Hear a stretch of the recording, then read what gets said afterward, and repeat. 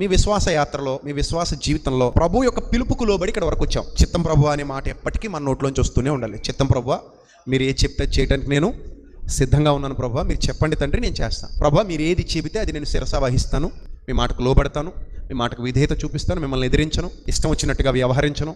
ప్రభువా, మీ మాటకు విధేయుడనై విధేయురాలనై సదాకాలం మీ సన్నిధిలో, మీ పనిలో నమ్మకంగా ఉంటాను. ఇంకా 10 మందిని నేను నడిపించాలి దేవుని సన్నిధికి. అది మనకు ఉండాల్సిన గోలు. నేను ఒక్కడనే పోయా, నేను ఒక్కడనే వచ్చా, ఇంకా నా బతుకని తింటే అంటే రేపొద్దున మనం దేవుని సన్నిధికి వెళ్ళాక నీ వలన దేవుని సన్నిధికి దగ్గరైన ఆత్మలెన్ని, ఎంతమంది కొరకు నువ్వు ప్రయాసపడ్డావు. అలా కానిది నీ బోధకుడి ద్వారా, నీ సేవకుడి ద్వారా జరుగుతున్నప్పుడు కనీసం ఆ మంట దగ్గరికి ఒక కట్టెను చేర్చి ఆరిపోయిన ఆ కట్టెను మండించడానికి నీ వంతు ప్రయత్నం ఎంత?